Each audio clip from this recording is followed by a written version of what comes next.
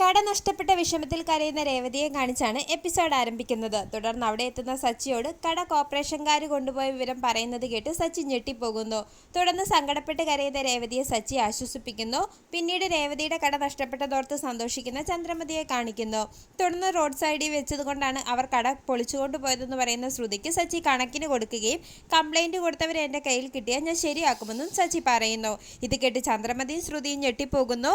ശേഷം കടയിട്ടതിന് ചന്ദ്രമതി സച്ചിയെ കുറ്റപ്പെടുത്തുകയും കടയിടുന്നതിന് മുമ്പ് വേണ്ടപ്പെട്ട അധികാരികളിൽ നിന്നും പെർമിഷൻ എടുക്കണമായിരുന്നു എന്ന് ശ്രുതിയും പറയുന്നു.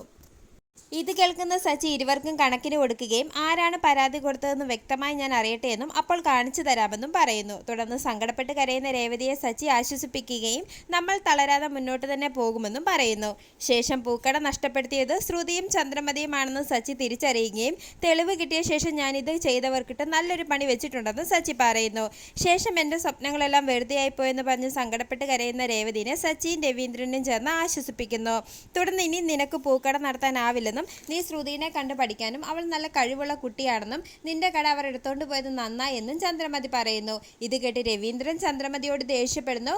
ശേഷം എല്ലാം എൻ്റെ തലവിധിയാന്ന് പറഞ്ഞ് സങ്കടപ്പെട്ട് കരയുന്ന രേവതിനെ ആശ്വസിപ്പിക്കാനാവാതെ സച്ചി വിഷമിക്കുന്നു. ശേഷം സച്ചിയുടെയും രേവതിയുടെയും ജീവിതത്തിൽ ഇനിയും നല്ലത് നടക്കുമെന്നും ഇത് ചെയ്തവർക്കുള്ള ശിക്ഷ ഉടനെ കിട്ടുമെന്നും രവീന്ദ്രൻ ചന്ദ്രമതിയോട് പറയുന്നു. പിന്നീട് രേവതിയുടെ കട പൊളിച്ചടക്കിയതിന് ചന്ദ്രമതി ശ്രുതിനെ അഭിനന്ദിക്കുകയും ഇരുവരും സന്തോഷിക്കുകയും ചെയ്യുന്നു. പിന്നീട് കോർപ്പറേഷൻകാർ കട പൊളിച്ചുകൊണ്ട് പോയതും ചന്ദ്രമതി പറഞ്ഞതുമെല്ലാം ഓർത്ത് രേവതി ടെറസിലിരുന്ന് വിഷമിക്കുന്നു.